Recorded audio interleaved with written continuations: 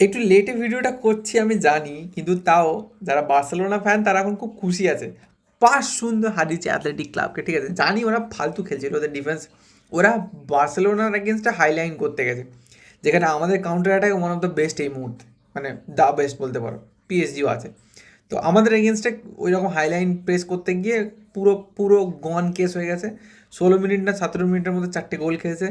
First হাফে 4-0, second হাফে কেন জানি না মনে হয় একটু দয়া দেখিয়ে একটা গোল করেছে, 5-0 জিতেছি। তারপর আমরা ফাইনালে এগিয়ে গেছি। ভেরি নাইস পারফরমেন্স বাই রুনি বাগদাজি কিছু একটা হবে। আর রাফিনিয়া তো অ্যাজ ইউজুয়াল, মানে ব্যালেন্ডার না পাওয়ার যে রাগ, সেটা ফিল্ডে দেখাচ্ছিল, ঠিক আছে, একটা অসাধারণ একটা খুশি সিচুয়েশন ছিল। পরের দিন রাত্রিবেলায় হলো Real Madrid versus Atletico. What a goal ভাই, মানে ভ্যালভার্দে যে গোলটা করেছে ফাটাফাটি ভাই।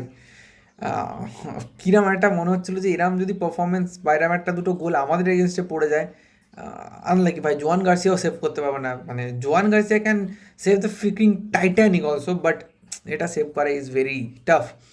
তো ভালো ম্যাচটা ভালো, কিন্তু বারবার একটা জিনিস বুঝতে পারছিলাম যে টিম দুটো না একবার করে switch on switch off, switch on switch off, 10 minute করে গায়ে হয়ে যাচ্ছিলো, আবার 10 মিনিট পর ফিরে আসছিলো, ঠিক আছে। কিন্তু বার্সেলোনা কিন্তু যেটা খেলেছে কখনো গায়েব হয়নি, they took the tempo of the game, হাতে টেম্পোটা নিয়ে নিয়েছিল, কন্ট্রোল নিয়ে নিয়েছিল, আর কন্ট্রোলটা যেতেই দেয়নি, যেটা বার্সেলোনার মেন কি বলবো ইউএসপি বলতে পারো। তো এই মুহূর্তে দাঁড়িয়ে without Kylian Mbappe Barcelona upper hand পাচ্ছে রিয়াল মাদ্রিদের ওপরে, এটা আমরা পরিষ্কার ফিল্ডে দেখতে পেয়েছি।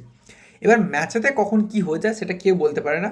মোস্ট প্রবলেম যেটা দেখতে পাচ্ছি যে বার্সেলোনা 3 রিয়াল মাদ্রিদ 1, বা বার্সেলোনা 4 রিয়াল মাদ্রিদ 2, বা হয়তো 3-2 এরকম গোলে বার্সেলোনা জেতার চান্সেস খুব হাই।